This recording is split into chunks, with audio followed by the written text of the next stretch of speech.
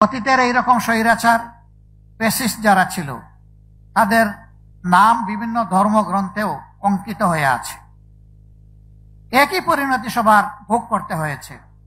কিন্তু ইতিহাসের দুর্ভাগ্যজনক শিক্ষা হচ্ছে যে ইতিহাসের করুণ পাঠ পড়ে কিন্তু ওখান থেকে শিক্ষা নেয় না। আবার যে জাতি তার বীরদেরকে, জ্ঞানীদেরকে সম্মান করতে জানে না, আল্লাহ রাব্বুল আলামিন এই জাতিকেও সম্মানিত করেন না। আমাদের জাতির ইতিহাস বিস্মৃতির ইতিহাস, বিকৃতির ইতিহাস। এই ইতিহাস অনেক সময় রচনা হয়েছে বহু পরে। ইতিহাস লিখতে গিয়ে অনেকে কাব্য রচনা করেছেন, গল্প রচনা করেছেন, যার যার মতো করে। ইতিহাসের জায়গা থেকে ইতিহাসকে সরিয়ে নিলে এটা আর ইতিহাস থাকে না। বাংলাদেশ জামাতে ইসলামী অনুভব করেছে রাষ্ট্রের উদ্যোগে করে উঠেছে আমাদের দাবি, কিন্তু আমরাও একটা দায়িত্বশীল দল হিসেবে আমাদেরও কিছু কর্তব্য আছে। আমরা এই আন্দোলনে শরিক ছিলাম। এই আন্দোলনের মাধ্যমে গোটা জাতি যেভাবে মুক্তি পেয়েছে, এদেশের সবচেয়ে নির্যাতিত দল ঠিক একইভাবে মুক্তি। সুতরাং এই দলেরও কিছু কৃতজ্ঞতা আদায় করার প্রয়োজন আছে। আমরা শহীদ পরিবারগুলোর কাছে গিয়েছি নিজেদেরকে প্রশান্তি দিতে, তাদের প্রতি সম্মান জানাতে। দোয়া করতে যাইনি, দোয়া নিতে গিয়েছি।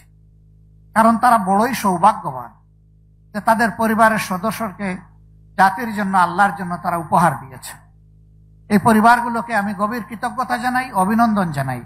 আল্লাহর দরবারে দোয়া করি আল্লাহ তাআলা তার গায়েবী খাজানা থেকে প্রশান্তি দিয়ে তাদের সমস্ত হৃদয়কে পরিপূর্ণ করে দিন।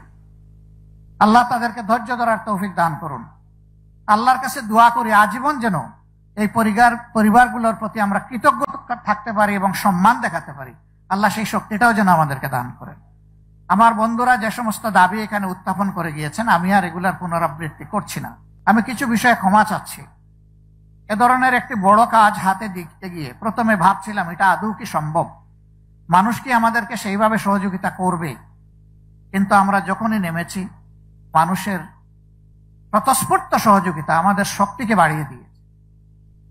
আমরা কিন্তু এখনো ইতিহাস রচনা অথবা স্মারক রচনা পরিপূর্ণ করে উঠতে পারিনি, এ প্রক্রিয়া চলমান। কিন্তু আমরা চিন্তা করলাম যে এখন বিভিন্ন দিক থেকে শহীদ পরিবার, আহত, পঙ্গু সহযোদ্ধারা তারা বিভিন্নভাবে এখন হতাশাগ্রস্ত হতে যাচ্ছেন। এই সময় জাতির পক্ষ থেকে একটি দায়িত্বশীল ভূমিকা নিয়ে তাদের সামনে অন্তত কিছু জিনিস নিয়ে আসা দরকার। এই জন্য অসামর্থ্য রেখেই আমরা প্রাথমিক পর্বটা আপনাদের সামনে নিয়ে আসার চেষ্টা করেছি। এই কাজে দিন রাত কেটেছেন আমার যে সমস্ত তরুণ বন্ধুরা, সংগঠন তাদের কাছে ঋণী, কৃতজ্ঞ। আমি আল্লাহর দরবারে দোয়া করি আল্লাহ যেন উত্তম প্রতিদান তাদেরকে দুনিয়া এবং আখিরাতে দান করেন, এবং জাতির জন্য এই ধরনের কল্যাণকর কাজে আল্লাহ যেন তাদেরকে আরো বেশি করে সামর্থ্য দান করেন। তাদের কাজ শেষ হয়নি, এটা একটা যুদ্ধ। তাদের এই যুদ্ধ অব্যাহত থাকবে, আমি আশা করব ইনশাআল্লাহ। এই কাজ করতে গিয়ে মানুষ কেউ ভুলের ঊর্ধ্বে নয়। আমাদের কোনো ধরনের ডকুমেন্টেশনে, তথ্য সংগ্রহে এবং এখানে লিপিবদ্ধ করতে গিয়ে কিছু ভুল ত্রুটি হবে, এইটাই স্বাভাবিক। দুটা নাম আমরা ভুল ক্রমে 2 বার চলে এসেছে। আমরা এই সবগুলোর জন্য ক্ষমা প্রার্থী। আমরা সচেতন পাঠক মহল এবং শহীদ পরিবারের সম্মানিত সদস্যবৃন্দের কাছে বিনয়ী অনুরোধ জানাবো, যাদের নামটা এখন পর্যন্ত আসেনি তারা আমাদেরকে তথ্য দিয়ে সহযোগিতা করবেন। যে তথ্যগুলা লিপিবদ্ধ হয়েছে এখানে নিশ্চয়ই ত্রুটি আছে, ত্রুটিগুলো আমাদেরকে আপন হাতে ধরিয়ে দেবেন। আমরা ইনশাআল্লাহ অনলাইনের মাধ্যমে এই ইতিহাসকে গোটা বিশ্ববাসীর কাছে পেশ করব, এবং মেজর সবগুলা ল্যাঙ্গুয়েজেই পেশ করার চেষ্টা করব, শুধু বাংলা নয়, যাতে করে বিশ্ববাসী আমাদের বীরদেরকে জানতে পারে, বীরদের কৃতিত্ব এবং গৌরব গাথা তাদেরকেও যেন উৎসাহিত করে। আবু সাইদের শাহাদত ছিল এই আন্দোলনের একটা বিশাল টার্নিং পয়েন্ট। একটা নিবৃত পল্লীর ছেলে, গরিব পরিবারের সন্তান, তার পরিবারে তার মতো শিক্ষিত আশেপাশে, এই তার শিক্ষার আশেপাশে আরেকজন সদস্য নাই। সেই ছেলেটাই দুনিয়ায় নতুন ইতিহাস রচনা করলো।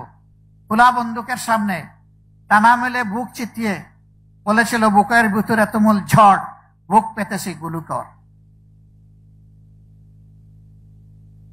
সে জেনে শুনেই শহীদ হওয়ার জন্য ডানা মেলেছিল এবং তার পথ ধরে বাকি শহীদেরা বলেছে আবু সাঈদ আমাদের ভাই, যে শাহাদতের সিঁড়িতে সে পা রেখেছে, আমরাও জাতির জন্য সেই শাহাদতের পিঁড়িতে পা রাখতে চাই। এটাই হয়েছে। উত্তরার একটা ঘটনা আমি কোনোভাবে বলতে পারি না। 7-8 বছরের একটা শিশু হাতের মধ্যে ইটের টুকরো নিয়ে নেমেছে, তেড়ে যাচ্ছে পুলিশের দিকে। যুবকরা তাকে হাতে ধরে থামানোর চেষ্টা করতে, সেই তুমি কোথায় যাও? বলে আমি আন্দোলনে নেমেছি, আমি প্রতিরোধ করতে চাই, প্রতিঘাত করতে চাই। কেন এসেছো? আন্দোলন করতে এসেছি। কি জন্য তোমার আন্দোলন? ওরা আমার ভাইকে খুন করেছে। কে তোমার ভাই?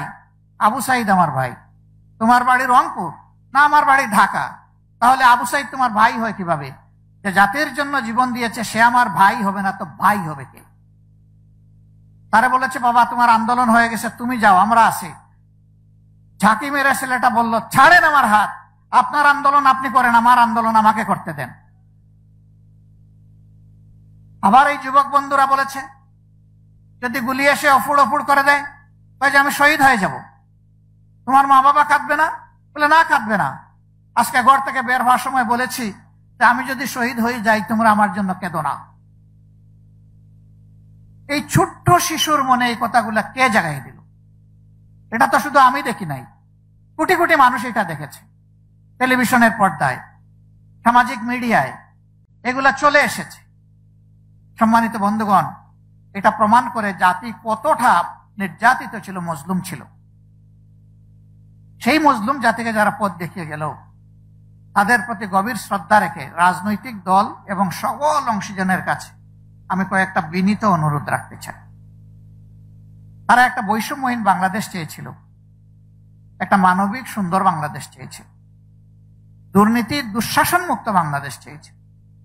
তারা চলে গেছে, আমানত আমাদের ঘাড়ে। তাদের রক্তের দিকে একটু তাকান।